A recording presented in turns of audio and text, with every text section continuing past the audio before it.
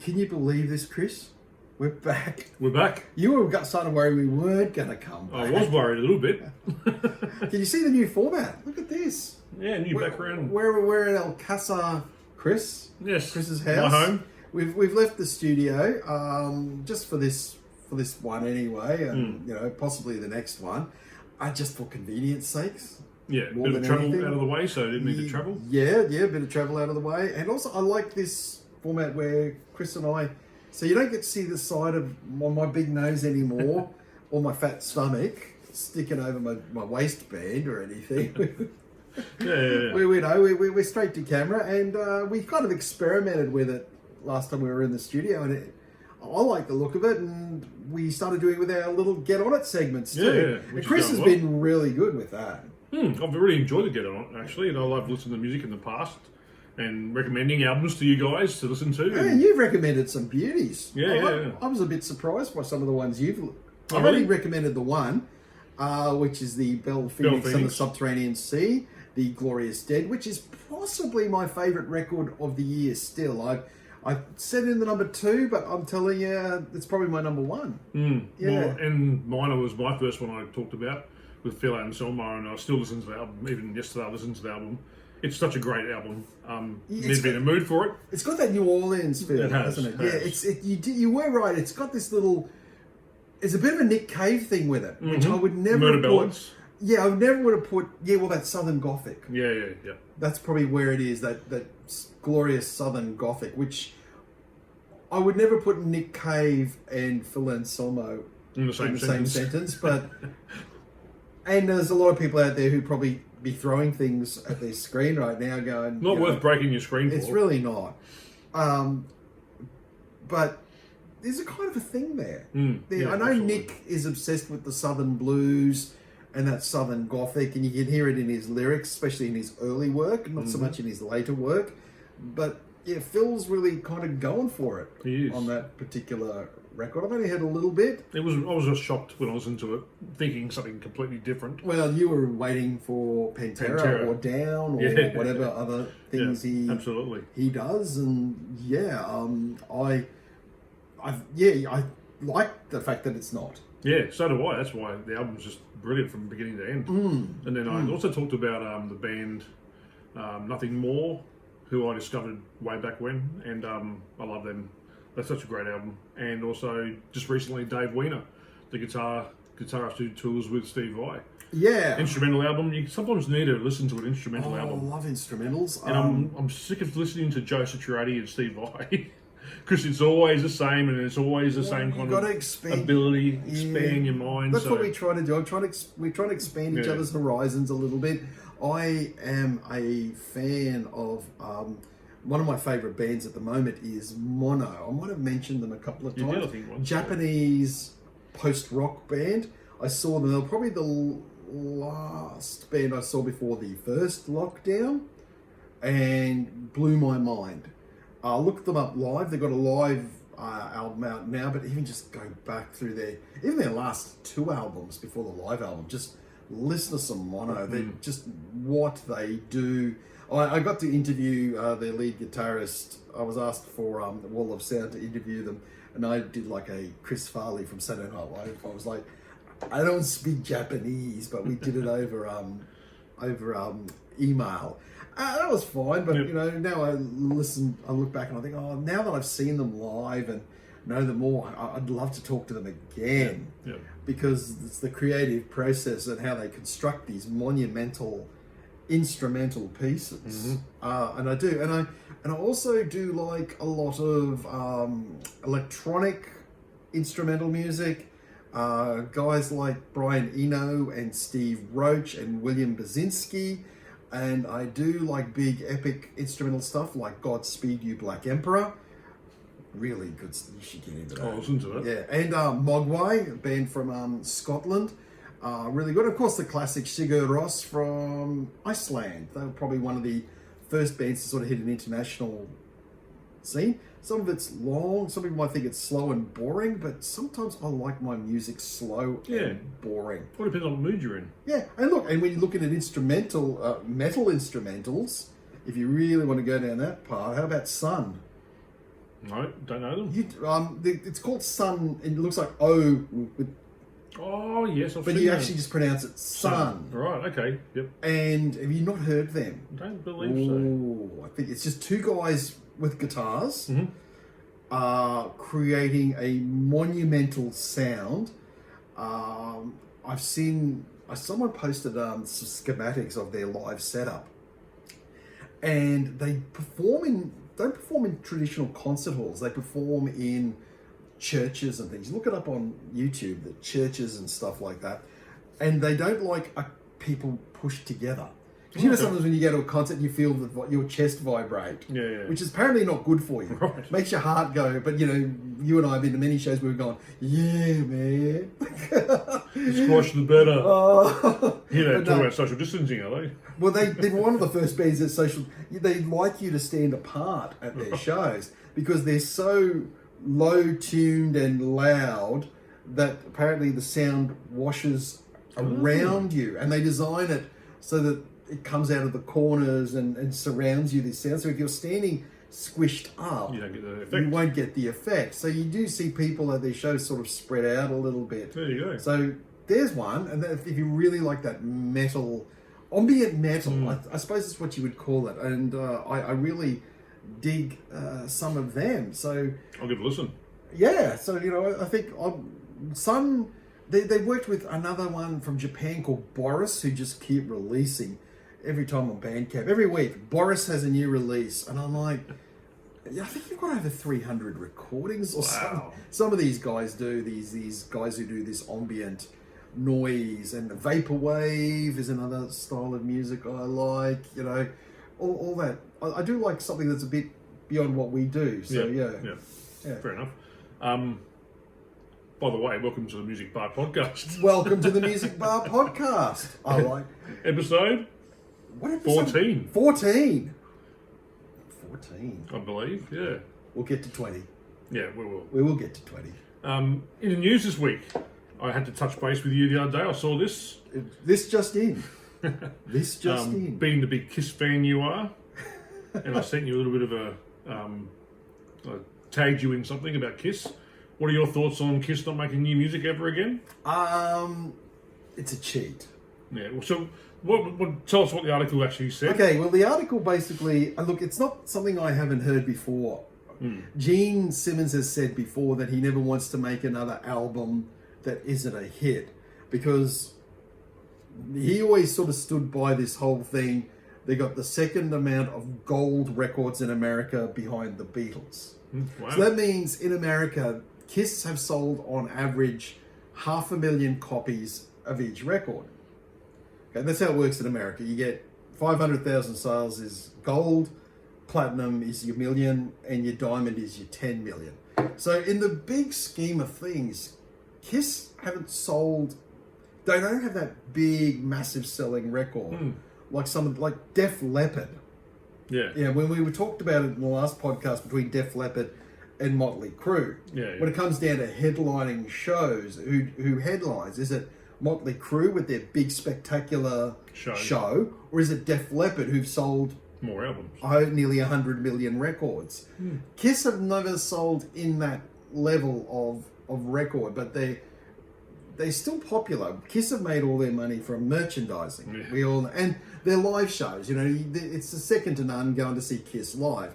But I don't think seeing Kiss live now is all that great, because Paul is not a great singer anymore. All right. But Gene has said that he doesn't want to do an album because there will be there won't be a hit. Because he doesn't want to break that 500,000. All right. Even The Elder didn't make gold, but I'm sure it's probably limped over the line in some capacity amongst all the diehard Kiss fans. Now, in saying what Paul has said that we don't want to make, because we'll bring out a new record, but then everyone will just go, oh, we just want to hear Detroit Rock City, the classics. Yeah. Well, yes and no. Explain to me Neil Young's career. Yep. Explain to me Bruce Springsteen's career. Sure, he knows he has to do the hits, but he keeps producing new music. Nick Cave's career. Nick Cave is still producing music as good as he did probably 20 years ago. Yeah. I'd say Pearl Jam. I'm going to put Pearl Jam in this category. Tom Waits is in this category.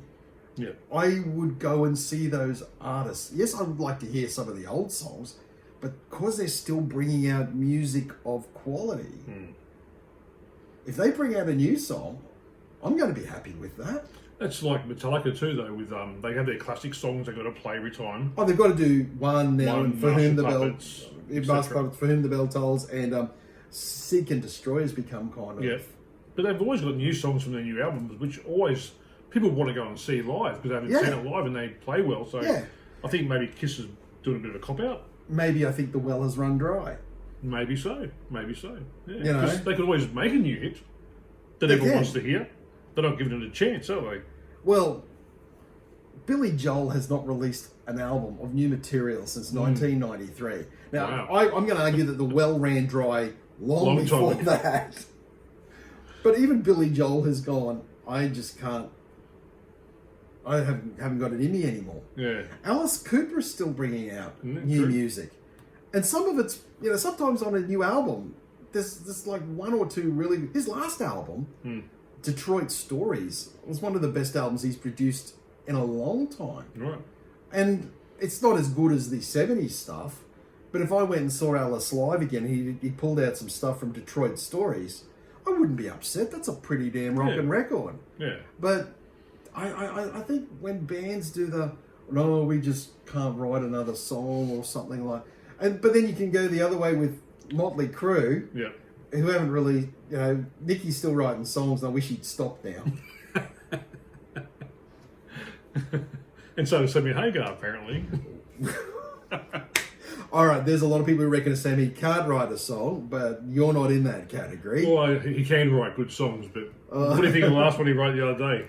Yeah, Chris linked me to a song that Sammy did with Michael Anthony. He's wearing his Hagar Anthony t-shirt right over here. And because obviously those two guys are joined at the hip pretty much and just record everything together now.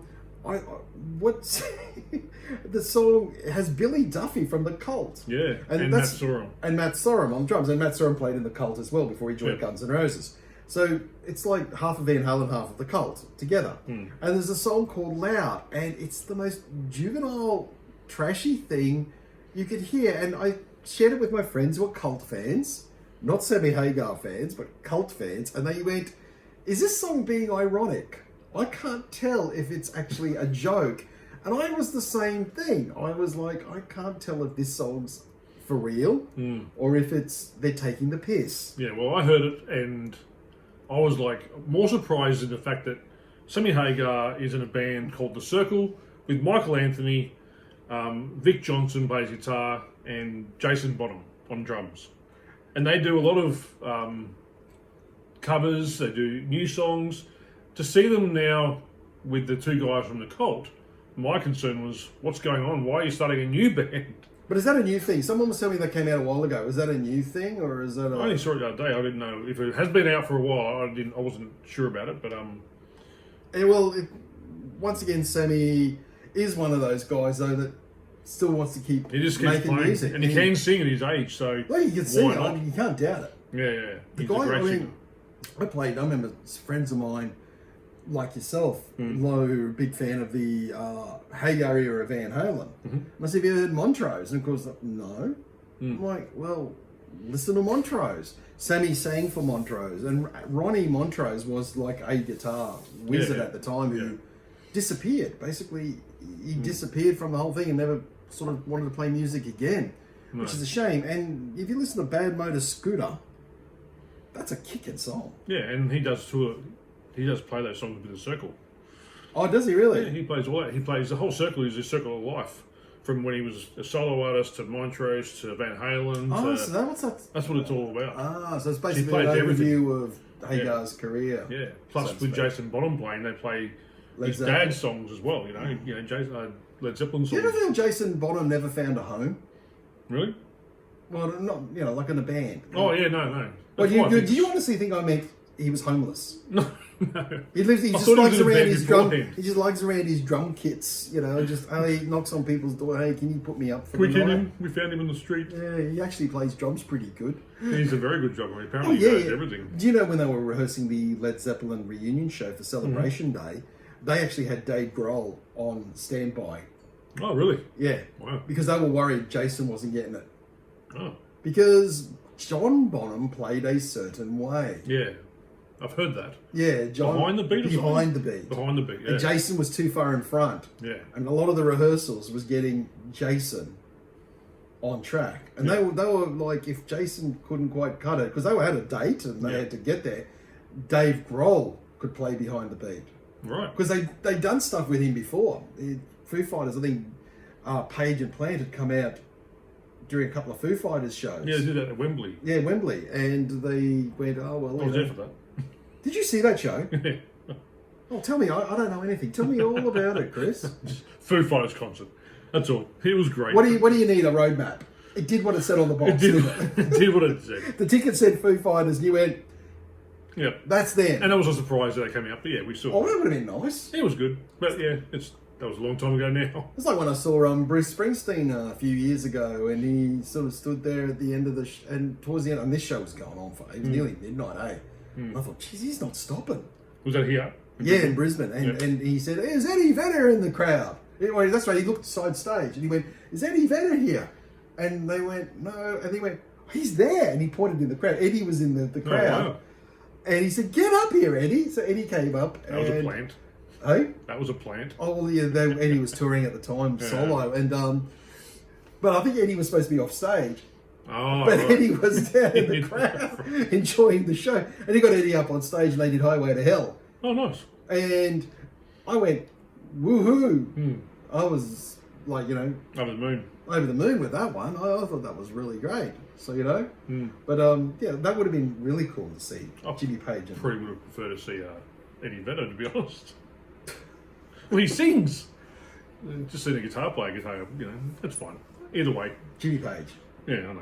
guy who wrote all those riffs. Yeah, I know. All that stuff. I was kind of far back. Was it as good as the Spice Girls? Definitely better than the Spice Girls. Oh, that's good.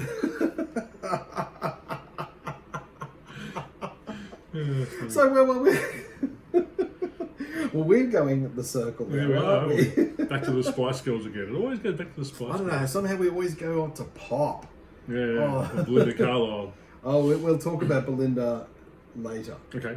Deal. Yeah, we'll talk about Belinda later because got a lot more to talk about, especially coming up in the next episode. Yeah, true. That's true. exactly right.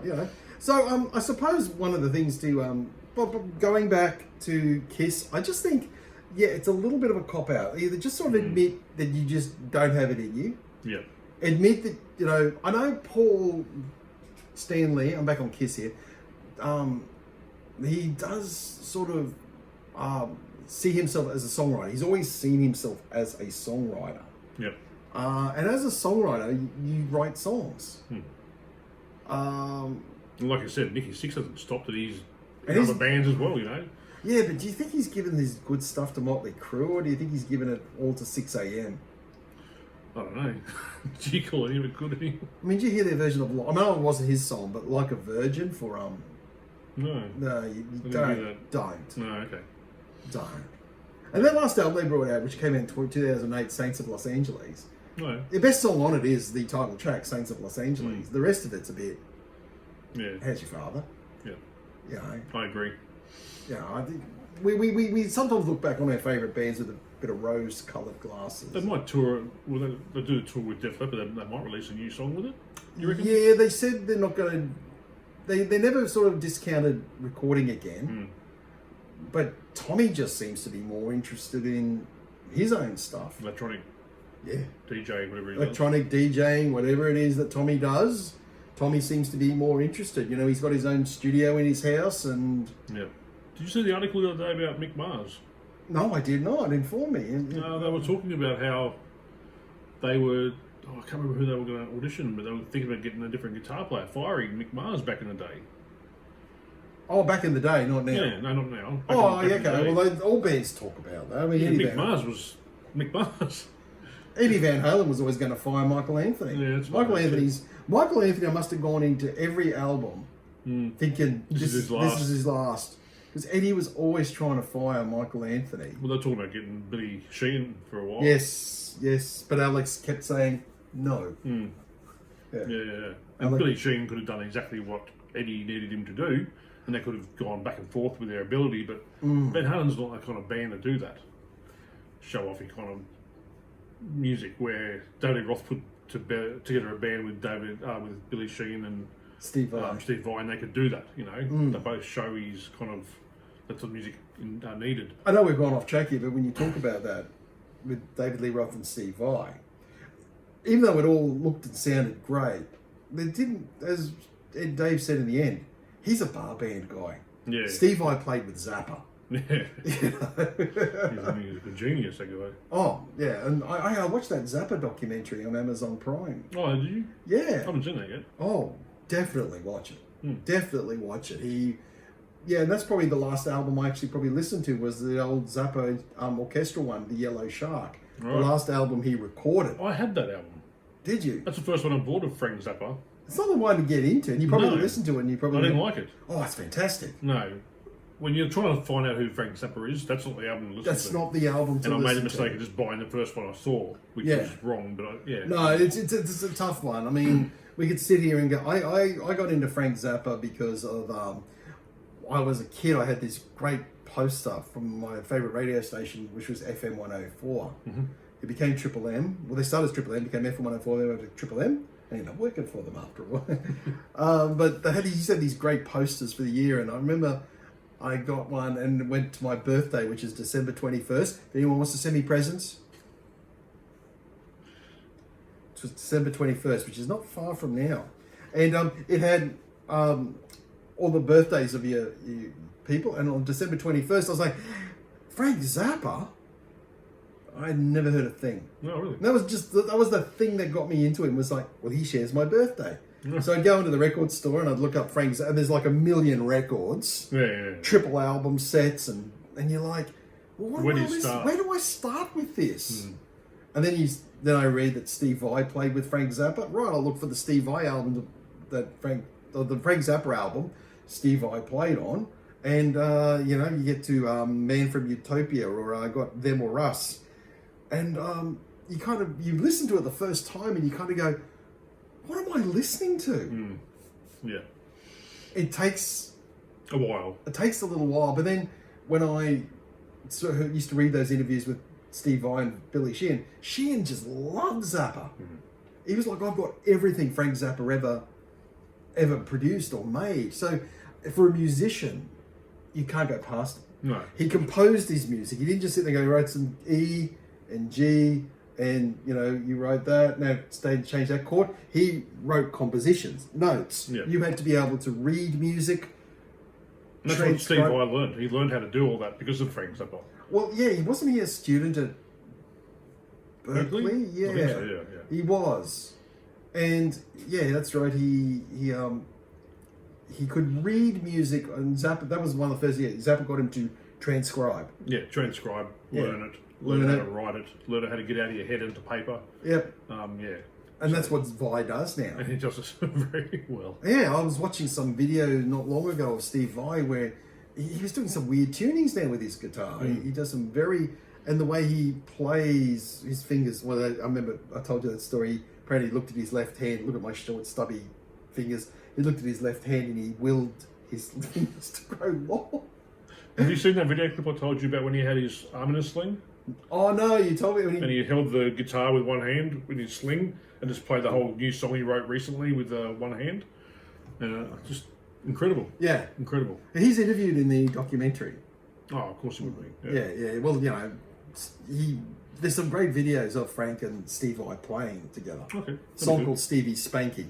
And Zappa and Zappa, you sort of forget how great a guitarist Zappa was. I mean, just a great musician, but yeah. We have digressed. His son's pretty good. Hey? Dweezil, his son's pretty good. Dweezil's fantastic. I went and saw Dweezil. Dweezil came out a few years ago doing a Zappa Plays Zappa. Oh, did he? So that's the closest I've ever seen to a Frank Zappa show. Was Dweezil came out with a whole bunch of just crazy good musicians, plus Steve Vai. Oh, okay. Yeah, Steve Vai was in the band. Ray White, one of Zappa's singers. Terry Bozzio, the drummer, was supposed to come out, but he didn't come to Australia, which is a damn shame because Bozzio is an amazing drummer. And they kind of recreated what Zappa was like in concert, where Dweezil, because Zappa would conduct, and Dweezil did a lot of that. There were a lot of little hand signals that Zappa said he would do. There's a big problem now with the Zappa family trust, and none of them talk to each other, and Dweezil's not allowed to go out now and say, I'm playing Frank Zappa's music. And that's what he was trying to do, was keep Frank's music alive, but the family are fighting over it. I don't want to get into it right now, but you know what? That was a great show. Musicianship-wise, fantastic. And they played my favourite Zappa song, San Bernardino, and I went a little, yay, when San Bernardino started. And yeah, I really enjoyed that one. I really, really enjoyed that. I didn't know he played up yet. I would have gone to that. I'll tell you what, next time Zappa comes out, because Dweezil, he still tours, he still plays Frank's music, but he has to give it another name. But as he said, it's his name. It's his family's name. It's like Wolfgang. Yeah. But he apparently can't, because the other brothers and sisters have had to take control because apparently the family finances were in a mess. Yep. But next time I'll say, Chris, we're going to Zappa. Absolutely. And that'll probably be a good intro for you, because then you can probably sit there and go, now I get it. Now I get what it was about. Yeah, definitely. Yeah, cool. Well, when and if anything comes back to Australia. Yeah, one day. Hopefully next year. Some more bands come out and tour. Hey, I'll tell you what. Have you been watching that Beatles documentary that is... I was going to ask you about that, actually. Go to Disney Plus, isn't it? Yeah. I don't have Disney Plus. I've only heard good things, especially from the Rick Beato. He spoke about it. Look, some people have said it's too long. It's 8 hours long. Peter Jackson, Lord of the Rings guy, he's gone through all this footage. Originally, when the Beatles, they had this idea that they were going to make an album. They wanted to write and record a whole new album, play it live without overdubs in front of a live audience, because Paul had felt the band had gotten shy. They stopped touring in 1966. Oh. And that's why all those crazy good albums from 66, Rubber Soul 65, but Revolver, Sgt. Pepper's, The White Album, Abbey Road, just came out in that period of time, because they were in the studio. Right. And they were literally just, what do we want to do? And they decided they wanted to make a record and perform it live and have it televised as well. It would be this big event. And it eventually all got discarded because it was an unbelievable pressure. The band started to splinter apart. And that's when the timeline, they went away, recorded Abbey Road, and then they used that material to record the Let It Be album, which became their final album. Well, there was a Let It Be documentary, but what Peter Jackson has done is he's gone through and he's, first of all, upgraded the picture, so it looks like it was recorded yesterday. Really? Oh, that's incredible. It's incredible how it looks. He's also gone through all the audio, and apparently I heard they were saying that because John and Paul knew the mics were on at all times and the cameras on, if they didn't want anyone to hear them, they would just start strumming their guitars really loud and have the conversation. Well, Peter Jackson with new technologies have been able to go into those conversations and take out the music. So you're really privy to a lot of these conversations. And one thing that a lot of people have said is Yoko Ono definitely didn't break up the band. Okay. Look, she's just sitting there. Right. It's annoying. You've been in bands, I've been in bands. I've never had the girlfriend coming in or wife coming in. Yeah. It probably wouldn't be good. It's just a weird, I don't know if it's good or it's just a weird vibe. It's a weird thing. Yeah. The band is its thing. Little family. It's its own little family. And you're kind of bringing in an interloper, so to speak. Yeah.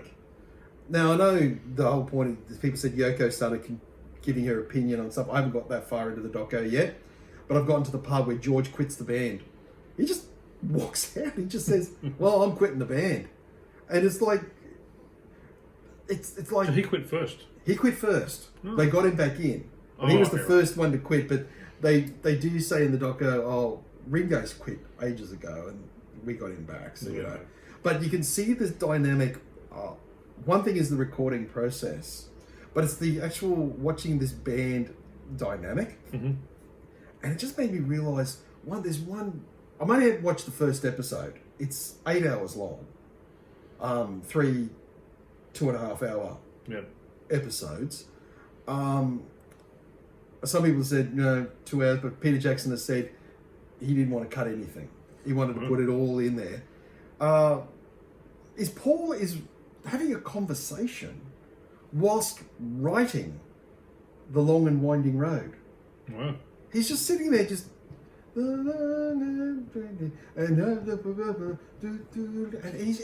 you're like...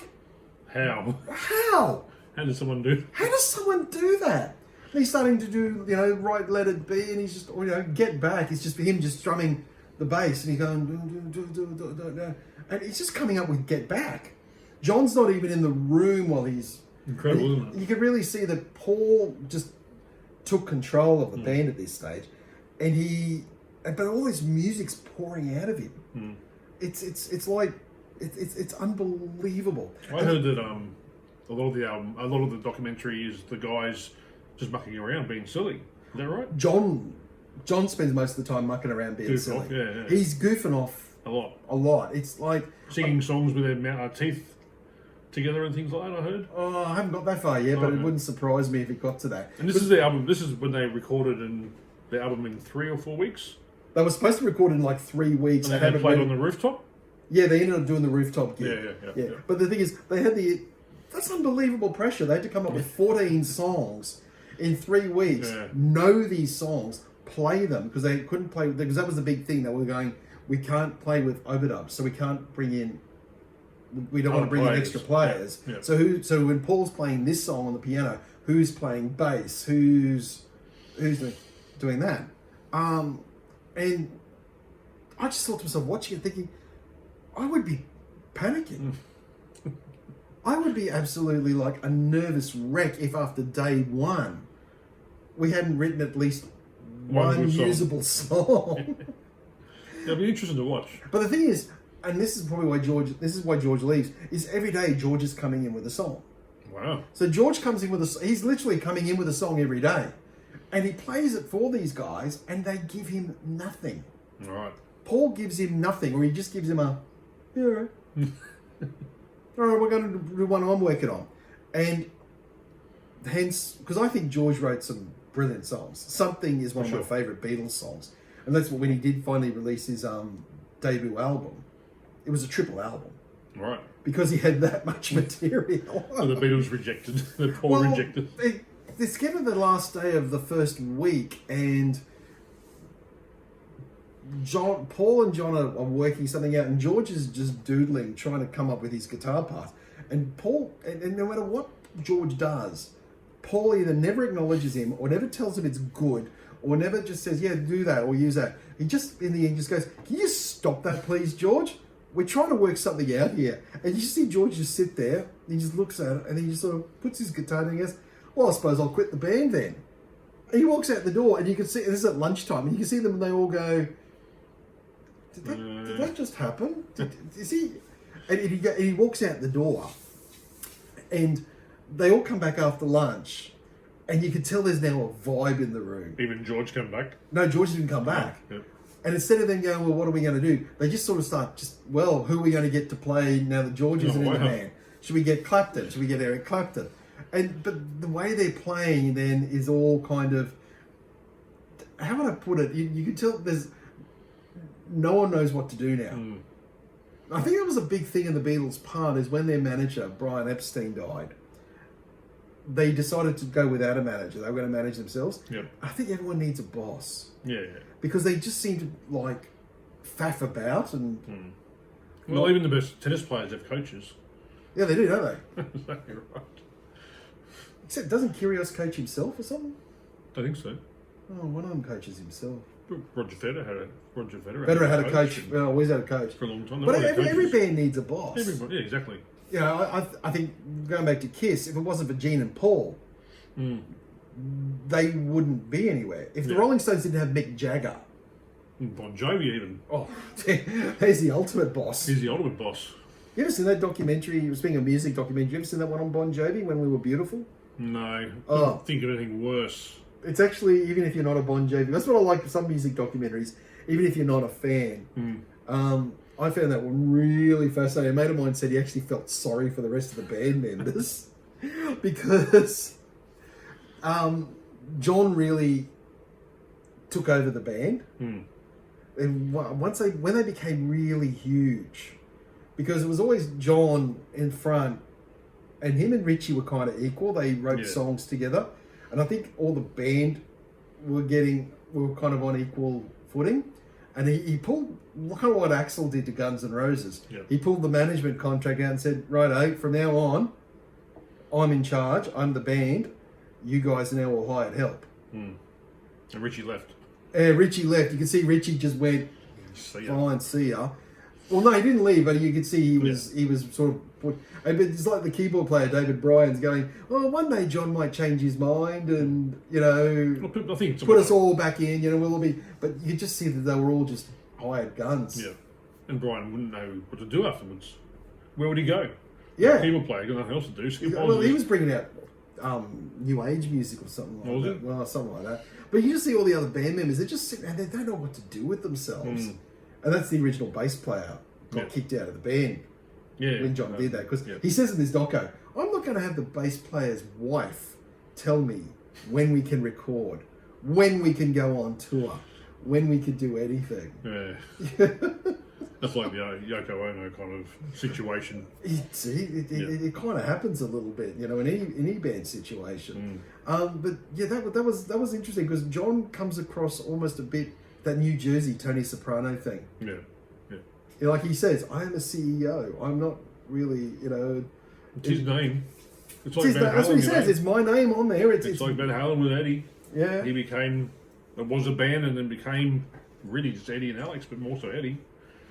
Running the show, writing everything, controlling everything. Sadly, kind of went to the wrong way of greatness from that point on. Eddie didn't want what David Lee Roth wanted.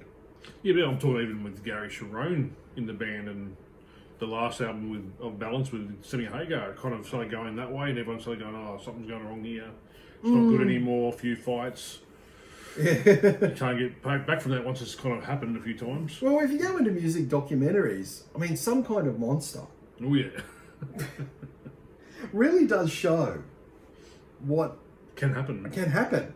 And these are people who are married, they're kind of like married, especially bands that have been around since they were teenagers. Well, didn't we mention once when we were talking about the Black Album tour, well, some of the members got married and divorced. Three members got married and divorced during that tour. Yeah, all of them except for Jason.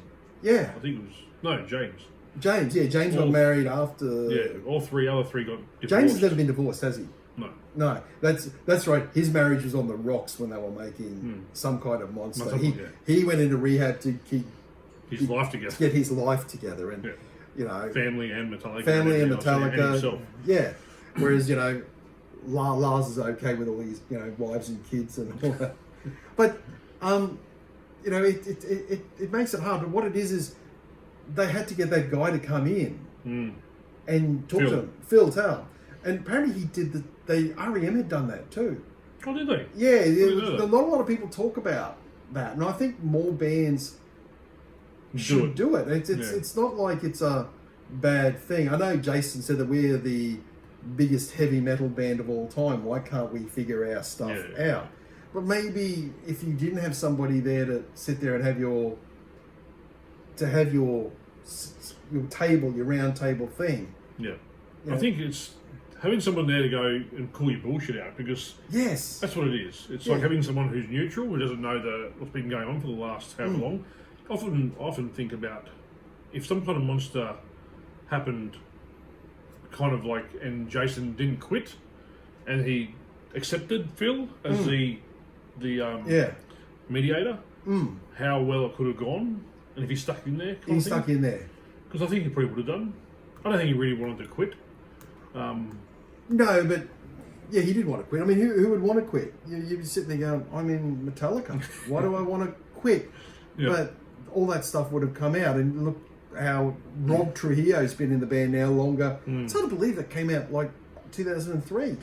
18 years ago. Rob has been with the band longer, and they've actually made Rob a member of the band. They didn't do what they did to Jason and make him a hired hand. You know, it was like, you know, I think Bon Jovi have changed that too. John has gotten, because apparently Phil X is an actual someone. Yes, I remember reading that someone said, "Oh, you're just a hired hand." He said, "No, John has gone back. We are now back to, and I am a member of Bon Jovi. I am not a hired gun." Phil X is amazing.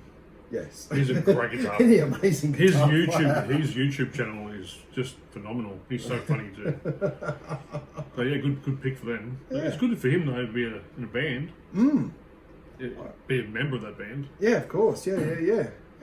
Well, anyway, I think we've kind of done that. This was just based on a few things. Touched base on a lot of stuff today. I'm a little surprised. Look, there has been a lot. You know, and we're coming into Christmas. Yep, we are. As I said, the Beatles doco is out. You know, I highly recommend watching that. If you have to get the streaming service, then by all means. If you've got Amazon Prime, watch the Zappa documentary. I will. Absolutely watch that one. But there's that one, I don't know if it's still on Netflix, Hired Guns. Have you seen that one? I've seen that. Yeah, I watched the one on Netflix the other day about the drummers. What is it? Count Me In or something like that? Not sure. It's not too bad. It's sort of how awesome a drummer is, how much fun is drumming. Phil X is in the Hired. You got it. And so is Nita Strauss. That's where he said that. And Nita Strauss is in it. And Pink's guitarist. And, Jason? Yep. And I can't remember who... this other guitarist, but he actually played with Hilary Duff. Yeah, he's pretty cool, you know, because he said, you know, they all had to have that one, the funky guitarist. Yeah. Is Nuno Betancourt in it? He's in it too, isn't he? Because he played for Rihanna for a He while. did, didn't he? Yeah. He played for Rihanna. See, that was it. They all said, you know, they had to, all the pop stars in the early 2000s had to have the tattooed. Yeah, I think Nuno joined the band after Extreme had finished. Yeah. He played for Rihanna. Did he? Yeah. Okay then. See, we've gone back to pop. It's work. You and me. Yes, we have gone back to pop. I love the way, you know, I always think that's a good way, you know, we start off on one thing and then we go back to Rihanna. Got nothing against Rihanna. No. Rihanna's cool. She is. And so is the Music Bar Podcast. Tell us all about it, Chris. Pardon? Tell us about the Music Bar Podcast. Where can you catch us? On Instagram. You can go onto our Facebook page, YouTube, Twitter, and comment. Let us know what you think. Yeah, please. Love to hear from you. Yeah, comment, subscribe. We're coming to the end of the year 2021. It's been a up and down year. Jinx. No. Chris. Yeah, it's been an up and down year for sure. And so, look, what has been your highlights of the year, musically? Yeah, let us know. Yeah, you know, let us know. What are you looking forward to next year? That's a big one. What are you looking forward to next year? Because next episode, Chris, we're looking into the future. We are looking into the future. 2022. I'll get the flux capacitor out. Chris and I are going to get the crystal ball, the veritable crystal ball, which is both our skulls. And we're going to look into the future and we're going to see what's coming up in 2022, because I know there's one thing coming in 2022 that Chris is looking forward to. COVID. Shut up. Till next time. See you later.